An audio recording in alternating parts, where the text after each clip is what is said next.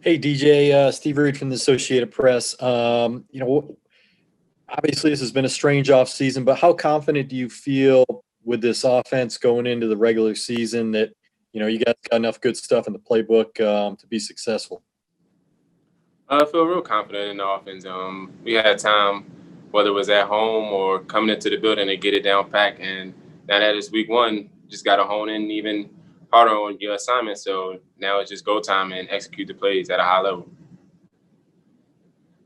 Hey, DJ, this is Miles Simmons from Panthers.com. I know they've got one corner, Trail Mullen, that's been in there for a year, but another guy they've got is now their rookie, Arnett. How do you scout somebody that there really isn't any pro tape on?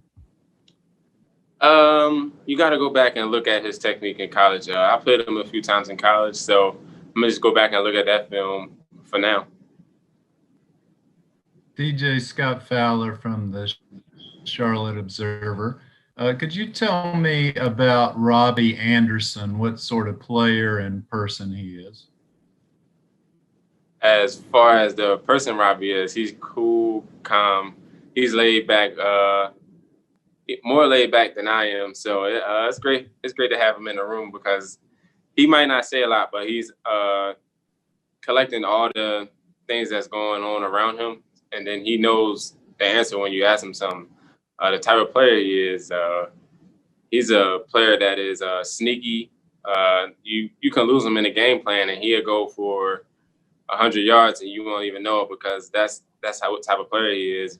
Until he gets the notice that he deserves, he's always going to be under the radar and be able to make big plays on people that don't expect it.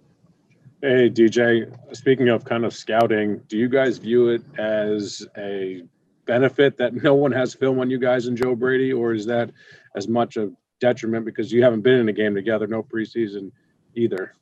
I really can't say because it might be a good thing. It might not be a good thing, but I'm looking at it as a good thing because nobody knows what we're going to come out and do. And that's the scary thing for the opposing team.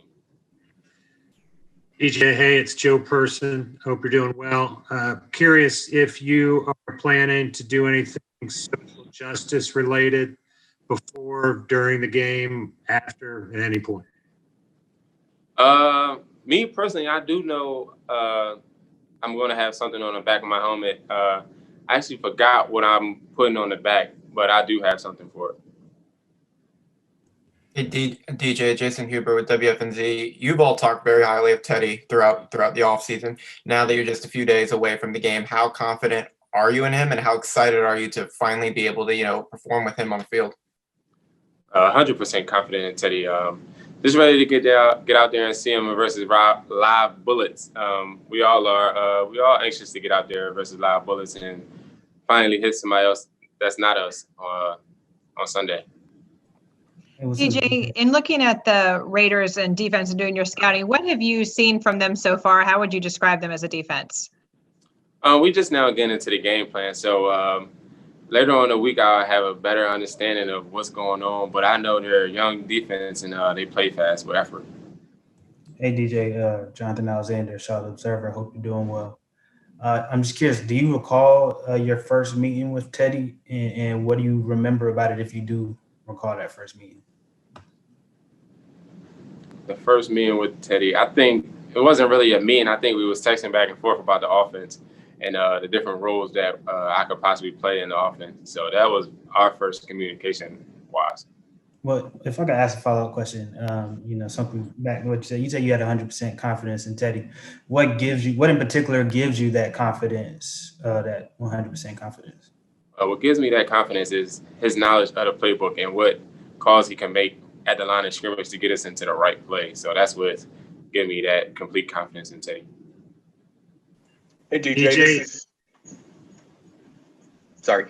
Hey, DJ, this is Stephen Toronto with the Riot Report. There's been so much hype about Joe Brady as a play caller and from a schematic standpoint, but just in working with him on the field, what have you noticed about his strengths as a coach and getting players to perform at a high level? He just knows his personnel and knows what everybody's strengths and what everybody's weaknesses are. So he puts us in the best position to possibly be the best player we are at that moment whenever he calls a play. DJ, when's the last time you played a football game and did not have family in the stands? Shoot, never. From Little League till now, this would probably be the first time I didn't have family or either fans in the stadium. Hey, DJ, you mentioned Robbie Anderson and just his speed. How much does having somebody like that to take the top off the defense help create easier matchups for guys specifically like you that function so well near the line of scrimmage? Kind of talk generally, but like on those shorter routes, how much easier does it? How much space does it actually create, like physically? Is there like when you turn around and there's nobody there, how excited does that get you? It gets you real excited because you know you got the whole field to work with, and you can make a move and just be in the open field at any point in time because you do have people that can take the top off on the team. Outside of just Robbie, you got Curtis, you got me, you got our whole room could probably take the top off, and then whoever's underneath can just go make a play and be a playmaker at that point. DJ, kind of building off. We have time for one or two more questions before we let DJ go. DJ, back to what Joe was kind of asking you. I know your mom's been, I think, to every game that I've seen you play here in Charlotte. Is this the first game she'll have to miss? How's she kind of handling that? And what is it going to be like to run out there in front of no fans on Sunday at home? It's probably the normal now because we've been practicing in the stadium. But to have my mom not there, it's going to be a little weird because she's at every game. She never missed a game that I played in. So I got to ask her how she's going to handle that. Hey, one last one, President. DJ, I was wondering for you, does this feel like a normal game week now? Like, does this feel like it normally does? Yeah, it feels like a normal game week leading up to it until we get out there and then there's no fans. That's probably the only biggest difference right now. But everything leading up to it is just normal.